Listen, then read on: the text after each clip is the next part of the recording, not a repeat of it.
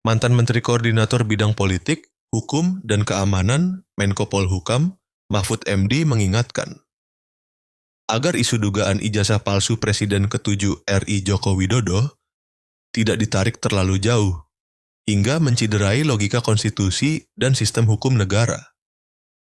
Menurutnya, bila terjadi pemalsuan, proses hukum pidana tetap bisa berjalan, tetapi tidak akan menggugurkan aspek ketatanegaraan.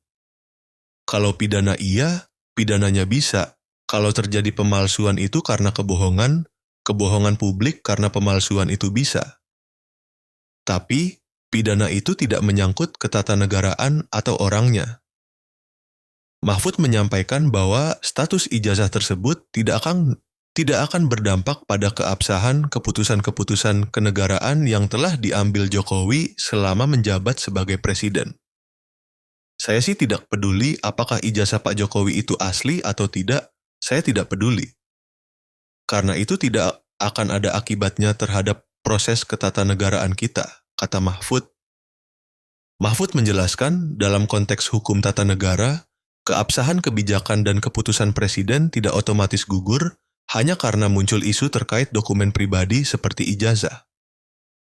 Ia menilai bahwa kerangka hukum dan administrasi negara menjamin kepastian hukum atas keputusan yang sudah dibuat secara sah oleh pihak berwenang. Kalau pendekatannya hukum tata negara dan hukum administrasi negara, dalilnya itu adalah keputusan yang sudah dibuat secara sah oleh kedua belah pihak, itu harus dijamin kepastian hukumnya, bahwa itu berlaku.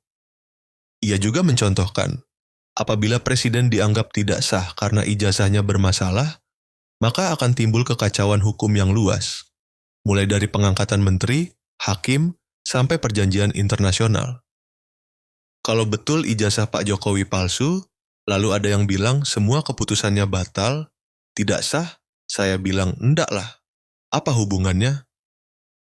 Menteri diangkat oleh presiden terus dianggap tidak sah. Kebijakan internasional seharusnya UGM tidak perlu terlibat di urusan itu, ya. Tapi nanti kita bisa bahas. Karena UGM itu yang mengeluarkan ijazah, bukan yang memalsu ijazah. Iya kan? UGM tinggal mengatakan, loh saya sudah mengeluarkan dulu ijazah ini, gitu. Bukti. Sebenarnya UGM kan tinggal penyelesaian, ini saya sudah selesai, gitu aja. Silahkan kalau tidak percaya kan gitu. Tetapi sebenarnya ada yang mengatakan ini orang-orang yang yang gugat-gugat sama Pak Jokowi ini kok tidak selesai-selesai sih, sudah lewat pengadilan, pengadilannya tidak proporsional yang sudah ditempuh selama ini. Kalau disebut itu diadili oleh peradilan perdata, perdata itu adalah konflik kontraktual antara dua pihak. Nah Pak Jokowi ini konflik dengan siapa secara perdata urusan ijazah? Tidak ada kan? Ya betul, pengadilan negeri kami tidak berwenang. Pidana ini kan ada dua, satu yang melakukan pemalsuan, dua yang menuduh melakukan. Ini yang dituduh melakukan pemalsuan ini belum diadili soalnya. Katanya, oh ini kalau terbukti ijazah Jokowi ini palsu, seluruh keputusannya selama menjadi presiden batal, itu salah.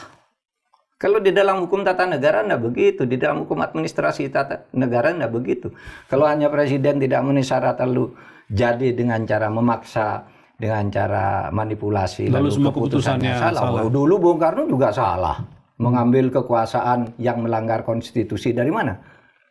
Dari Belanda. Belanda tuh punya konstitusi yang disetujui oleh PBB waktu itu, bahwa Indonesia itu bagian dari Nederland. Tapi Bung Karno lawan konstitusi itu. Satu, keputusan presiden itu hukum administrasi negaranya ada asas namanya asas kepastian hukum. Asas kepastian hukum itu keputusan yang sudah dikeluarkan secara sah itu tidak boleh dibatalkan, tetap mengikat.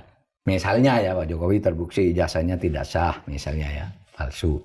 Lalu kontrak-kontrak dengan luar negeri, dengan perusahaan-perusahaan apa itu dan sebagainya itu batal, nggak bisa dituntut kita secara internasional.